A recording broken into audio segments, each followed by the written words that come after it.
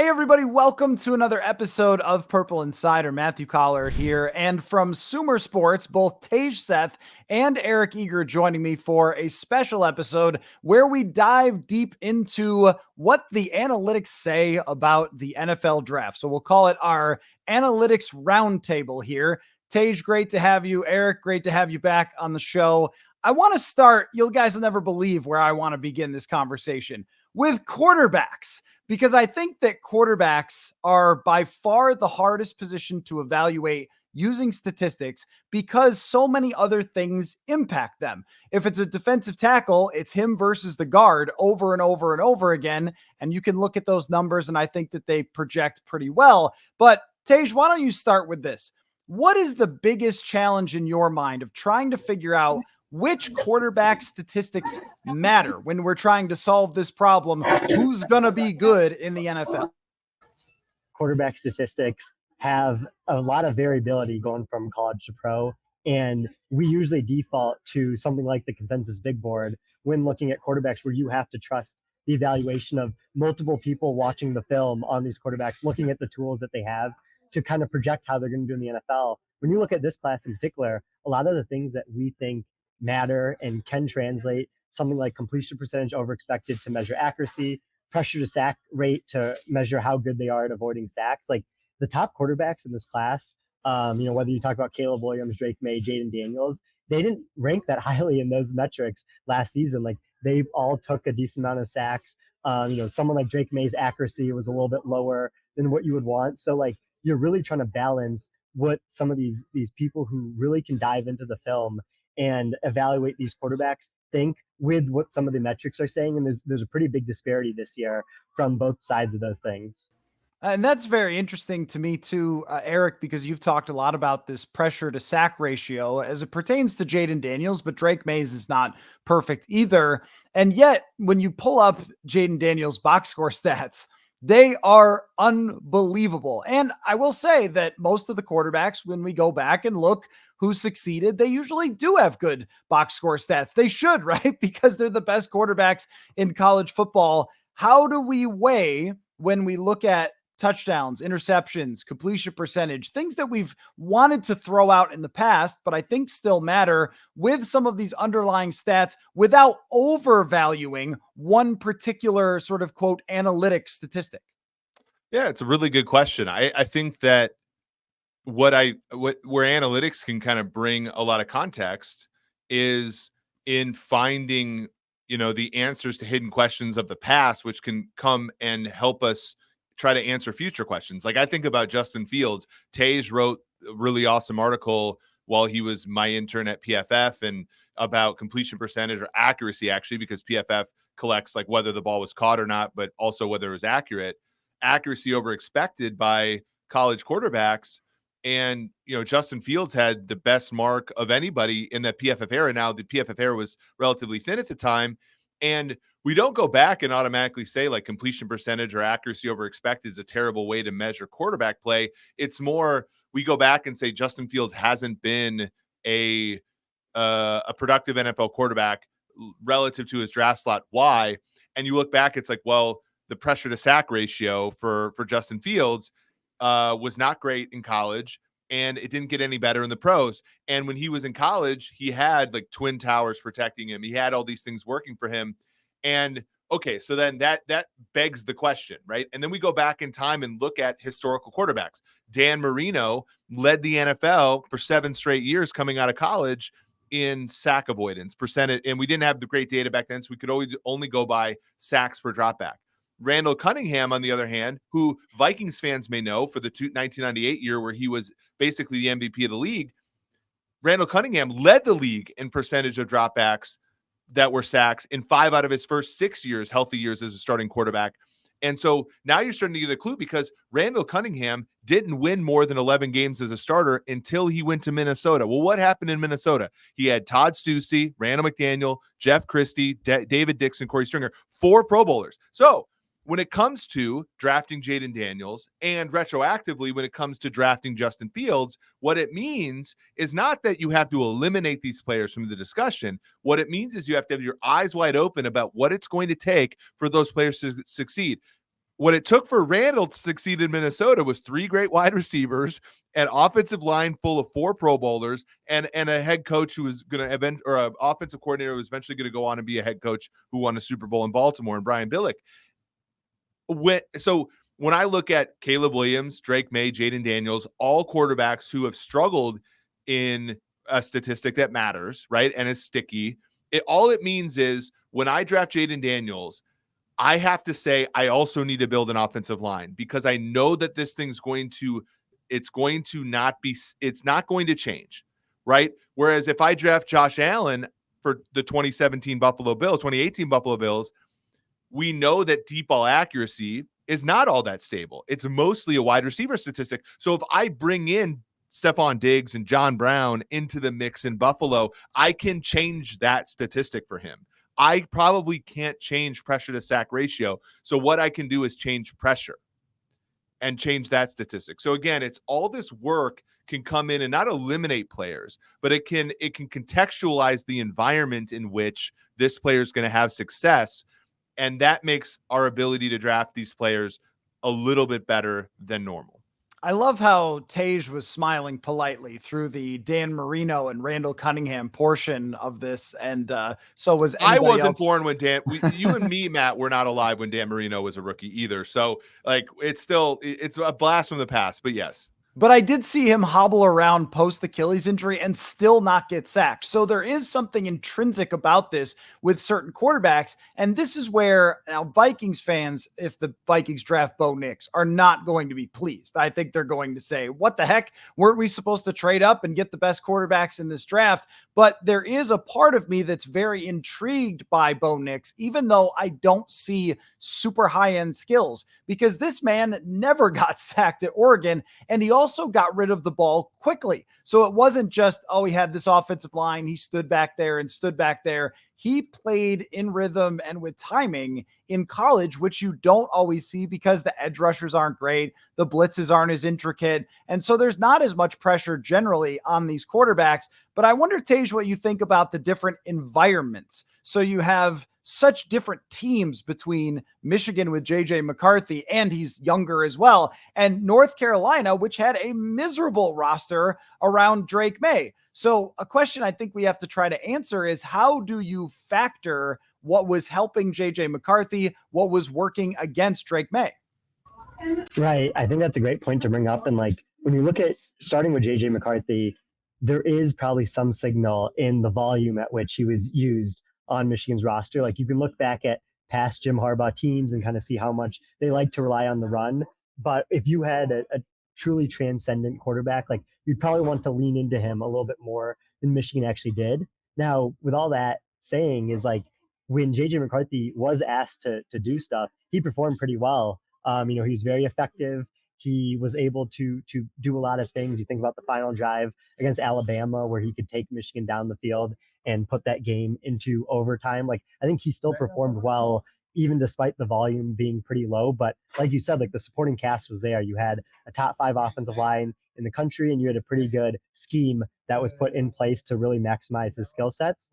I think when you look at the Vikings, like, you have the weapons and you also have the scheme. So it's a little bit easier to project JJ McCarthy onto a team like the Vikings than it is like a team like the Patriots. I think Bo Nix is also similar in that regard, where he played in an offense where his average depth of target was really low, his time to throw was really low, and it was a lot of getting the ball out quickly, like you brought up, and getting the ball into his playmakers' hands. So I think that's also something that's a little bit more translatable to the type of system that the Vikings want to run. Eric, do you have a take on the age issue with the quarterbacks?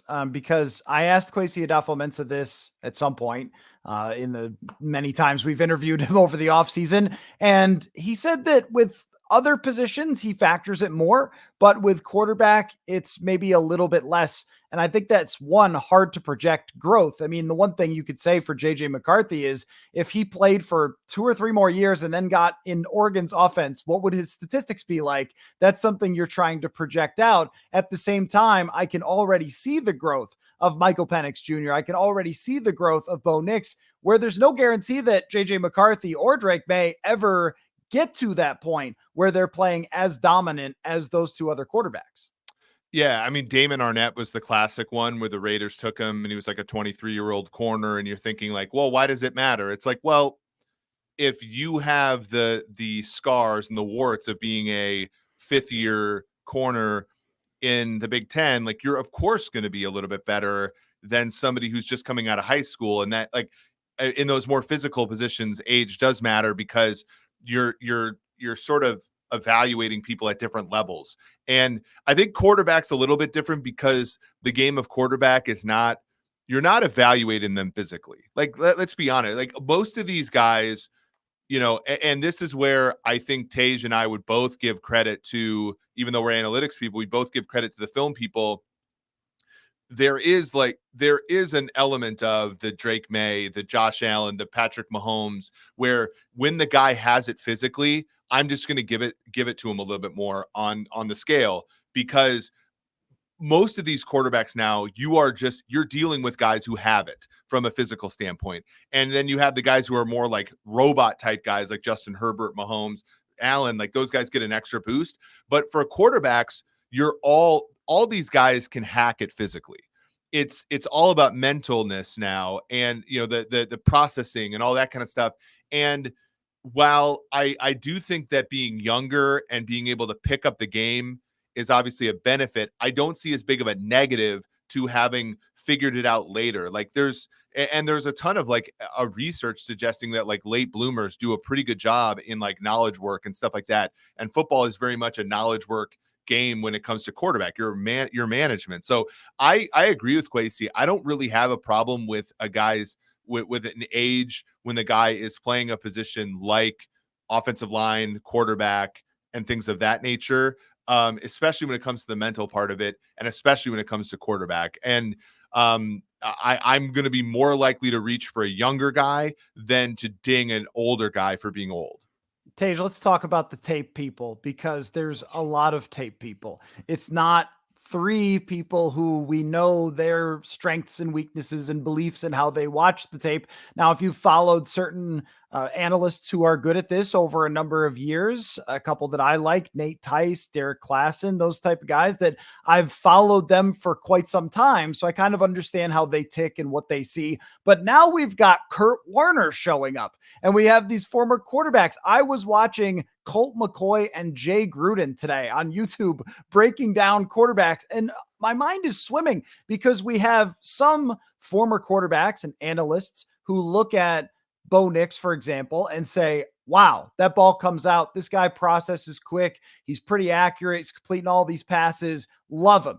And then there are others that look at his tools and go, I don't see what's going to make this guy special. The same with Penix, where some people look at him and go, cannon arm. And other people say, well, he's not really a scrambler. He's not the most precise with his accuracy.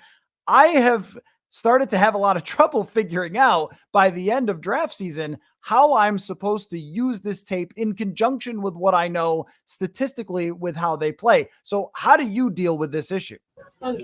Yeah, I mean, I think that's like a really, really good point to bring up, where we get so much information during draft season, and there's some incentive for like some of the more newcomers, like not the Nate Tice, Derek Klassen types, like some people who are more, coming onto the scene with quarterback evaluation, to have something that is like a hot take, and like that's how they can kind of grow their Twitter account. You think about Ben Kurt as in like someone who's been trying to do that, and executing it pretty well. But yeah, when you look at like all this information together, like this is really where the wisdom of the crowd research really comes into play. You think about some of the work Benjamin Robinson has done with grinding the mocks. You think about Arif Hassan, who's done a lot of work on his own consensus big boards, and how those are predictive of NFL success. Because when you are just taking one person's evaluation, the residual, or like the how much they could be off from what actually happens, can vary both positively and negatively. So when you are combining 10, 15 people's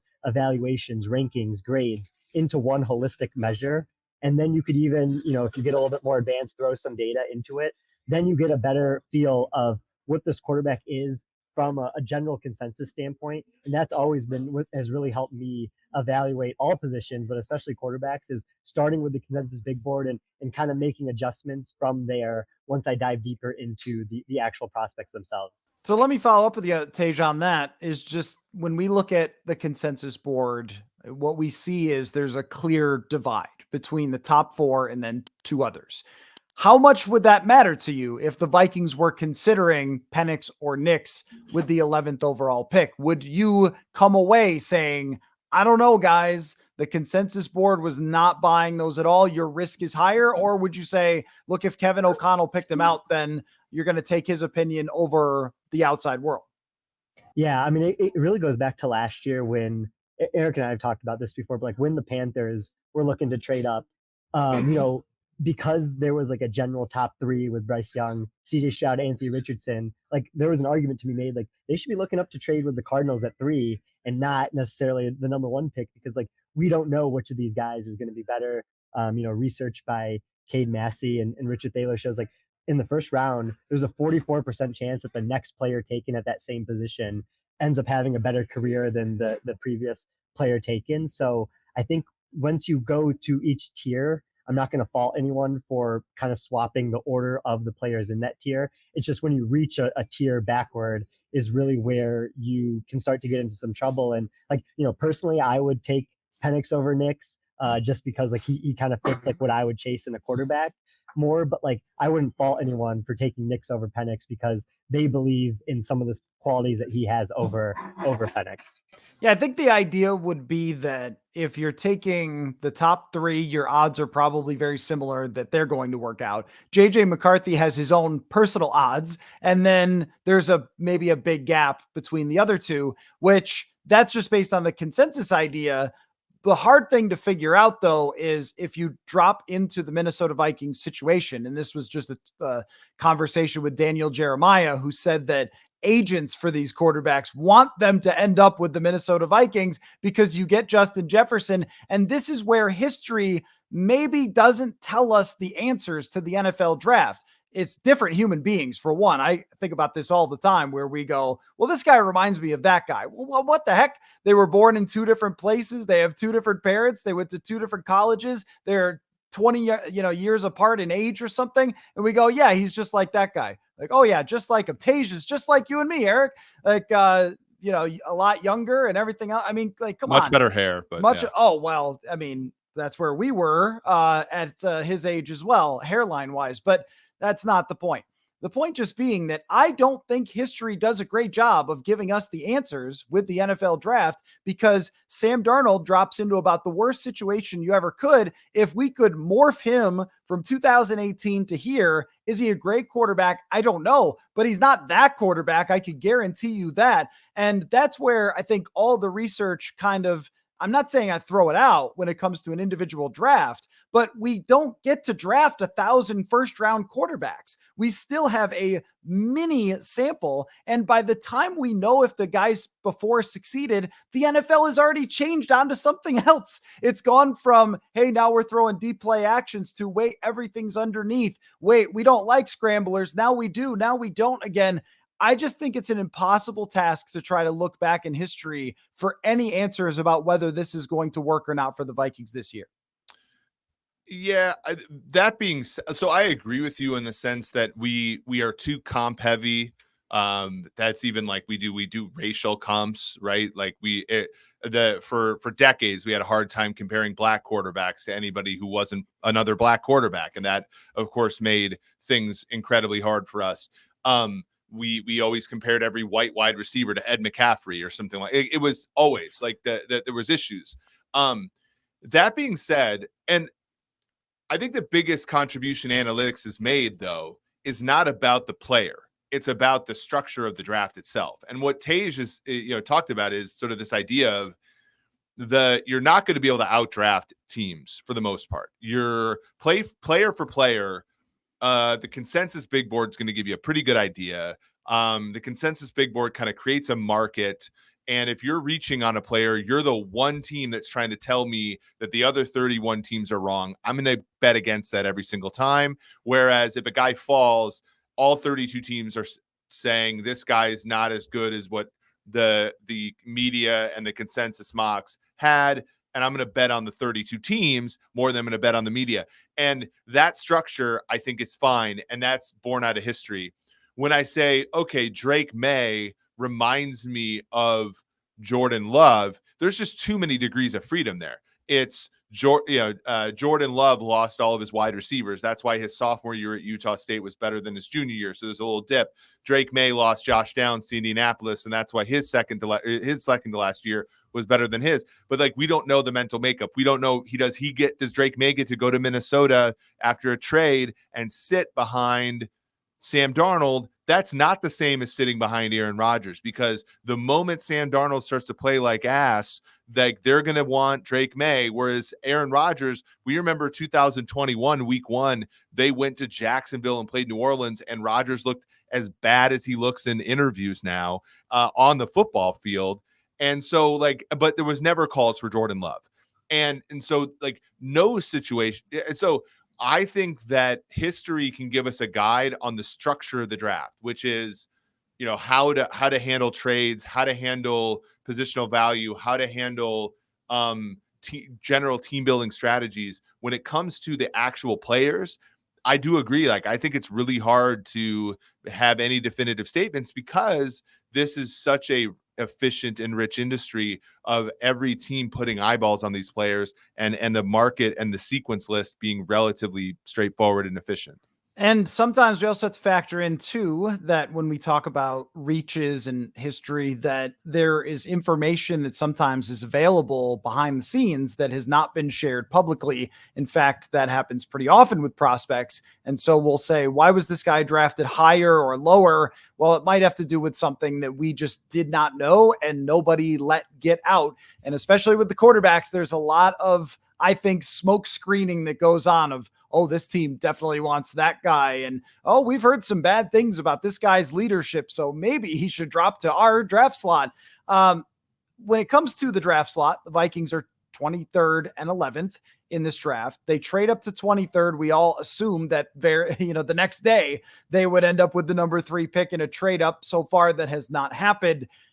My question for you guys is, when it comes to a quarterback, how much is too much? So if we were talking about Kevin O'Connell having the apple of his eye be Drake May at the number 3 overall pick, that was his dream. That's all he wants in this world, is Drake May, number 3 overall. But the New England Patriots keep pushing the price up and up and up and say, we'll only do it for 4 first-round picks or something like that. They have 2 this year and then the next 2. How much is too much if you're going to try to get your guy, your dream quarterback? And we'll just assume that we all believe that there is a tier drop off from the first tier Drake May to the next quarterback. I think when it comes to this particular class, from the way I see it, I think a lot of the JJ McCarthy steam is from teams like the Giants, like the Titans, like the Falcons, even the Chargers, who really, really want their pick to be 1 pick more valuable. And if McCarthy goes 4 or 3, then obviously the Chargers, having an opportunity to take Marvin Harrison Jr. or trade the pick, they gain immensely from that come up. And so there's just a lot of I think that's where, Jim Harbaugh himself, he said, oh, JJ McCarthy is the best quarterback in the draft. Well, you got to think about his incentives when it comes to that.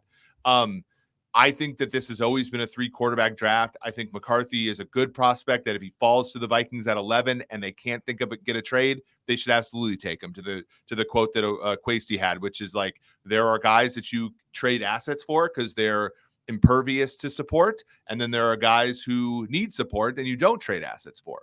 And I think that he was referring explicitly to the May and the Daniels of the world versus the McCarthys of the world. I think that that's very real. And I think if you're Minnesota, you are competing possibly with Denver, Las Vegas, maybe New York Giants, maybe even the Jets, who, maybe won't have Rodgers for the future. And so it will cost a lot. And then that is the question you have to say is like, and Quasey's done a really good job with this. like, what is your price, and what is the final price that you'll be willing to pay? Is it 11, 23 in next year's first round pick? Is it a little bit more? And stick to it, because I do think that there is going to be a bidding war for the third pick. All right, Tej, how much is too much then? Do you have a draft chart? You got your, your abacus chart that you can throw this into, or is this one you have to throw it out? Well, I mean, yeah, because that's the thing about when you look at these trade charts. Like, I won't really fault a team for trying to trade up and getting a franchise quarterback that often. I'll fault for teams for when they trade up and they draft a wide receiver, linebacker, like different stuff like that. Like, it's more justifiable when you take a premium position, but still, because of the uncertainty that we talked about later. But like when you trade up for a quarterback, like that is an investment. Oftentimes these GMs are hinging their tenure at their team on the quarterback that they're about to take. So you want to make sure you get that right. You don't really want to become cheap when it comes to that. But when you look at the Vikings in particular, 11, 23, and their next year first is definitely a justifiable haul to give to go up to number 3 or number 4 overall and end up taking a quarterback there.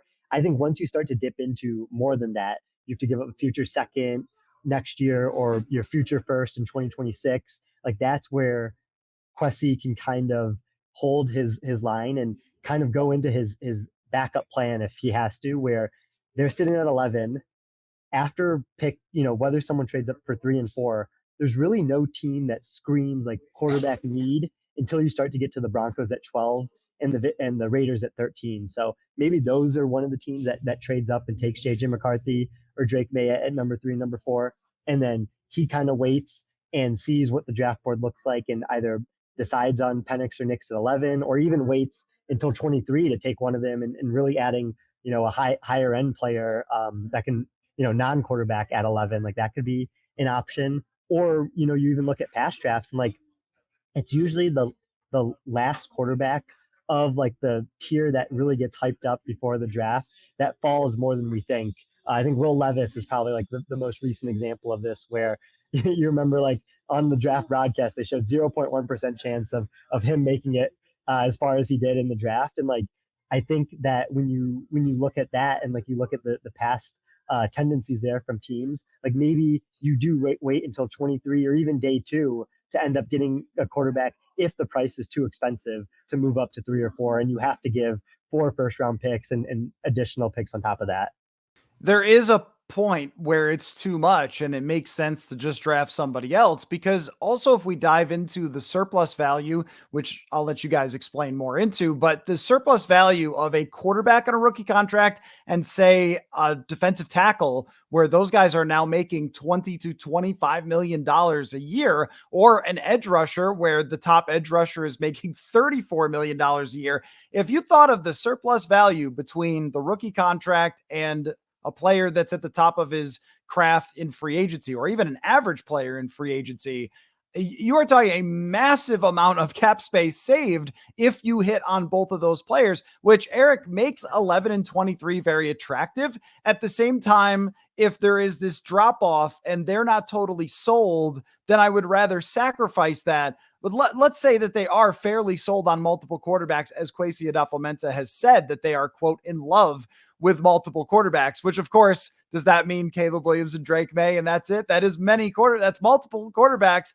But that surplus value and the need that they will have in the future for positions you can't obtain easily, specifically defensive tackle and corner, I think makes 11 and 23 a good option for me if the difference isn't gargantuan between who you would take at 11 and who you would take trading up.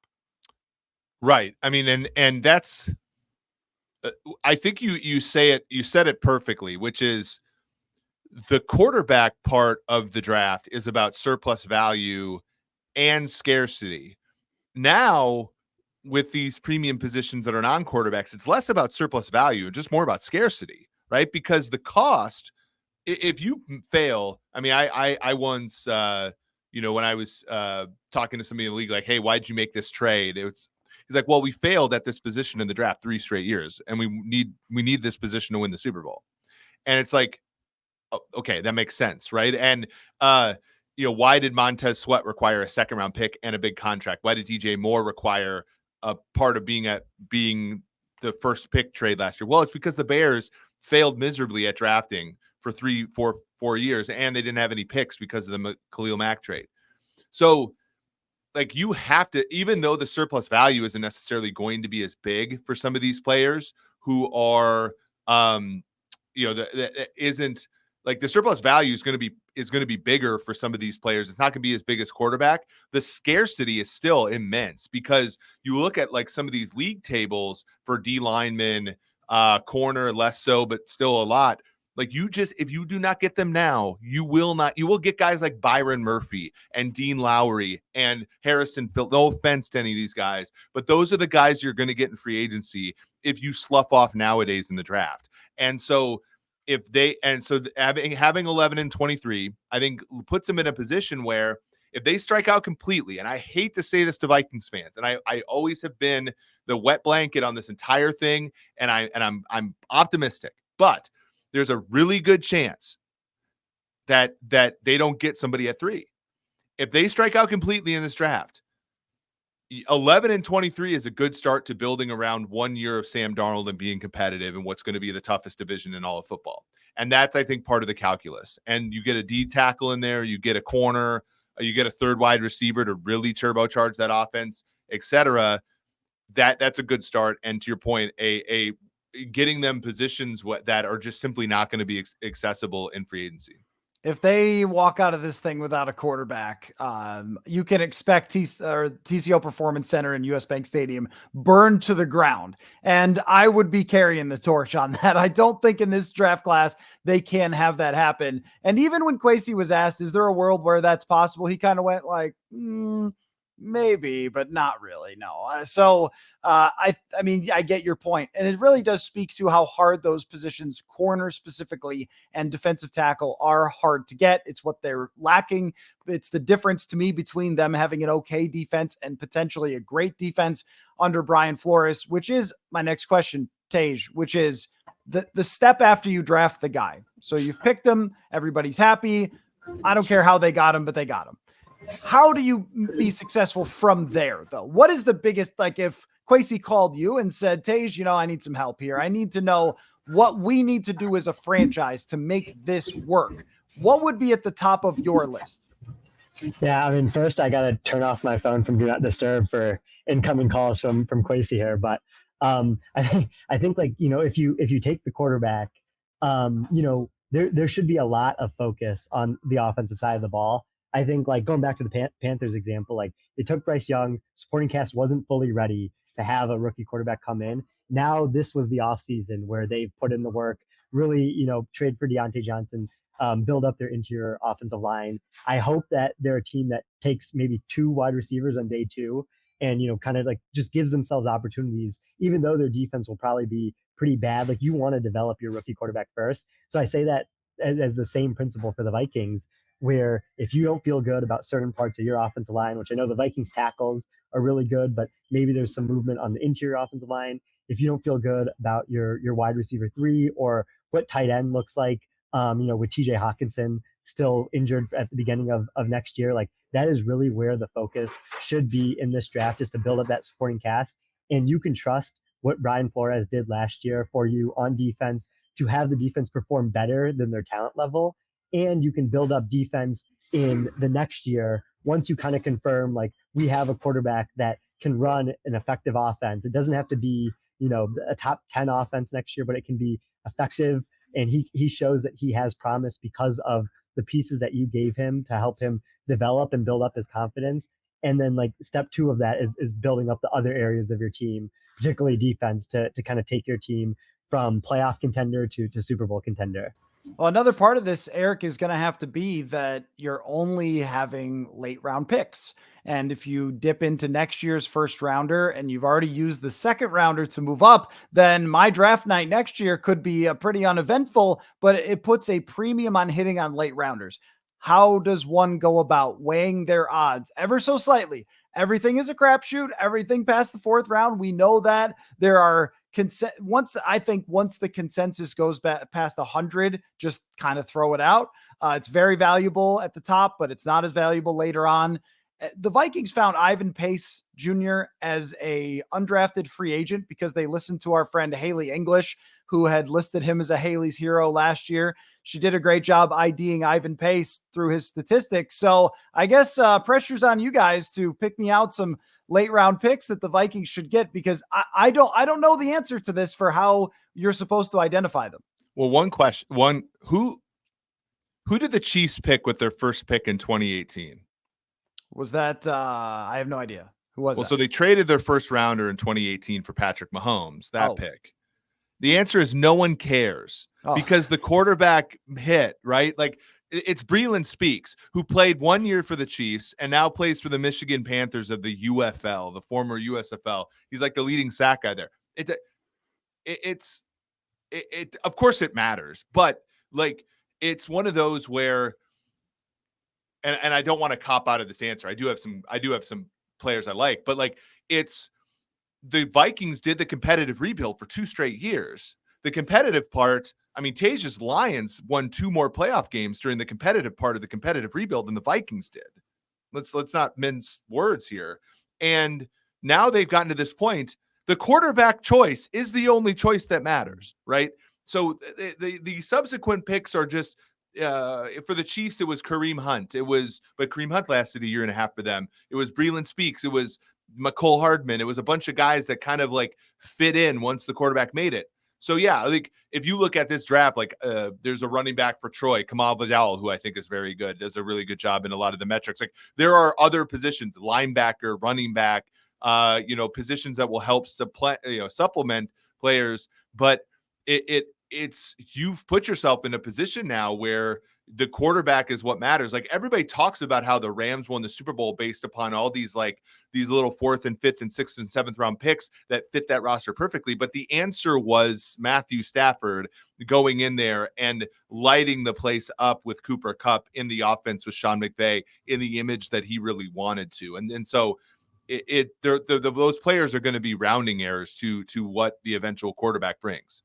Yeah, I think that's true and not true, because in one way, like, it is, yes, the quarterback is everything. The not true part is if the quarterback is just if the quarterback is not Patrick Mahomes, if he's not everything, then everything else becomes amplified. So the depth you have on defense, whether you have a left guard or not, we went through this with Kirk and they could never solve the problem, but now they have more cap space in doing it to solve the problem. Still, they're going to need Josh Metellis's, they're going to need Ivan Pace's and Cam Bynum's, who are later round picks that they need to develop into being good role players, or they're not going to really compete for a Super Bowl. And there's no better example than Amon-Ra St. Brown as a part of the Detroit Lions, is a 4th round pick who becomes a star. And that's where I want to finish this here is there are other teams in this draft in the NFC North. Specifically, the most interesting is the Chicago Bears.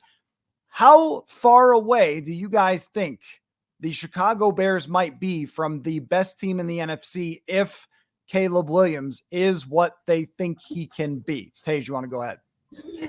Well, yeah, I mean, obviously this is something I think about a lot as, a fan of another NFC North team. And like, I do think that through a combination of some luck and also just like the resources available to them, like the Bears have done a really good job of building their roster. I think Caleb Williams is, we talked about situations earlier, like Caleb Williams is someone who's walking into one of the better situations that a number 1 pick can walk into. And so I think they are relatively close, because you are going to be able to add someone who's the top quarterback in this class, and you're probably going to be able to add someone who has a decent chance of producing their rookie year at number 9 overall, whether they maybe trade up a little bit, trade back a little bit, or stay there. Like you should be able to add another top 15 talent in this class. And so based on that, and based on like what they did on defense with the Montez Sweat trade and how their defense really improved in the second half of the year, like I think the Bears, are definitely a step below the Lions and Packers right now. But a year from now, we could be talking about them as that next team that could take that jump and go from 7 wins to 10 wins and be a team that can really compete for the playoffs very soon, because of just the infrastructure that Caleb Williams is walking into. They executed it as well as you can. To go all the way to the bottom, pick out the mark in the draft, which was Carolina last year, that could be really bad the following season. And then here they sit with cap space and players that they've built up. It's a good spot. I think they're the team to chase. Eric, would you be more risky if you're the Vikings, knowing that Caleb Williams is in Chicago and Jordan Love, and then we're downplaying Jared Goff, he who runs top 5 offenses consistently over his career? No, that's, to me, if you are Kwesi and you are asking yourself, do I pile on another premium pick to trade up and get Drake May at pick 3? I look at the division and say, I need to, right? That's how I look at it. And there's an element of, there's an element of, do I need to build this? There's also an element of, do I trade back and try to like wait this thing out and maybe see if Detroit declines and if Jordan Love isn't the real deal, and maybe Chicago rolls snake eyes again on quarterback and like you get lucky again.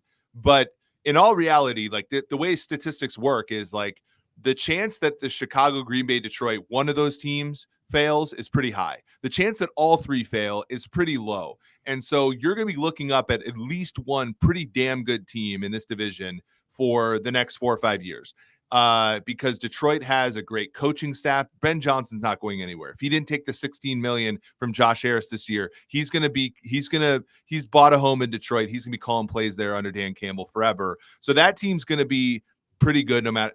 They went to the NFC Championship game last year and they didn't hit on one player on defense in free agency. So they're only going to get better, I think, especially once they move to their quarterback of their future. Chicago, to your point, now there's questions about head coach there, but they have a very fat tail as far as performance there. And how many head coach quarterback combinations in the NFL have a better ceiling than Matt LaFleur and Jordan Love? Not very many. So you have to swing for the fence here, because this franchise, this fan base, as you know from running this channel and this awesome company you have, like this fan base gets bored of 8-9, 9-8, 10-7 very fast. And if that's where you want to land this plane for the next 4 or 5 years at best, fine. But it's not gonna make people very happy.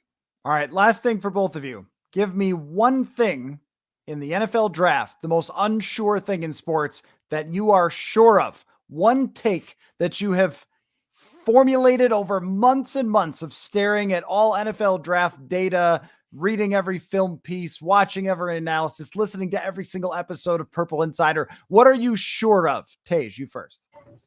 This is an interesting question.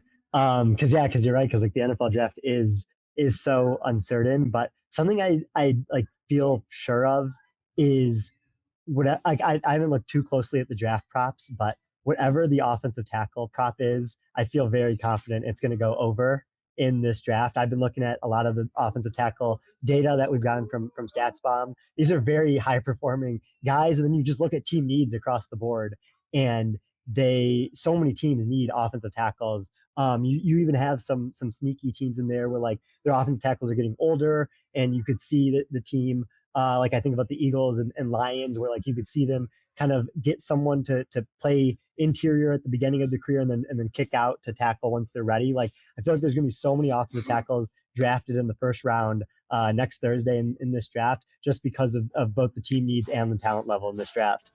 Well, Tej brings up a great point too, because one of the things that teams have soured on since the reissuing of the CBA in 2020 is the 5th-year option. Remember, teams used to go back and trade up, for back into the first round for Johnny Manziel and Teddy Bridgewater and Lamar Jackson because the 5th-year option was cheap. It has become more expensive. However, for tackles, it's not that expensive. And one of the reasons is because tackles take forever to mature. And so, for example, Jedrick Wills' 5th-year option for Cleveland was just $11 million previously. That's a surplus once the guy becomes a starter. And the closer you are to the ball, you look at like Derek Brown, defensive tackle, of course, for Carolina, 2 bad years and then 2 good years gets a maximum deal. Andrew Thomas, terrible for 1 year. Now 3 good years gets a big deal. I think teams are going to trade back into round one for offensive tackles this coming draft. And so if you're betting, bet the unders on quarterbacks, wide receivers, basically any other position but offensive tackles because of what Tage just said. This one, though, is more of a slam dunk, and I just wrote about it for Sumer Sports. Do not draft kickers. There is no reason to draft kickers. There's no discernible difference between kickers who are drafted and kickers who are not, and that goes all the way back. And this includes, I even kept Sebastian Janikowski in the stew because he's actually a positive point for taking a kicker. Even then, taking kickers. And this is all the way back to Mike Tice being pissed off that the Jets took Mike Nugent in the second round before he could, and he had to settle for Paul Edinger. This is a universal truth. Do not draft kickers. Vikings fans, remember, your first season in Minnesota covering the Vikings, they did not let Blair Walsh go because they drafted him and he had a really good year and they gave him a contract to try to save the marriage, and they did not make the playoffs that year that you first started covering the team precisely because they hung on to Blair Walsh too long, and they cut a good kicker, Kai Forbath, because they drafted another one in Daniel Carlson, who ended up being good, but not for the team that drafted him. Do not draft kickers. Never under any circumstances draft kickers. I do think that 2016 team had some other things other than the kicker happen to them, like Teddy Bridgewater's knee blowing up. But other than that, you're exactly right. No, I agree with you. And now all you have to do is look to the UFL for all of your kickers, where they've got awesome ones and samples of playing pro football. So anyway, a wonderful analytics roundtable here, Sumer Sports, the Sumer Sports Show. Both of you guys are on that podcast feed. So it's the smartest football talk out there. Make sure you go listen to it. Tage, Seth, Eric Eager, phenomenal stuff, guys. Really appreciate you guys taking the time. Yeah, thanks for having us. Usually when we're all in person, you guys tower over me. So I like this podcast format where we can all be at the same level. Well, we'll just end on that. I won't make any further jokes. Thanks, guys. Football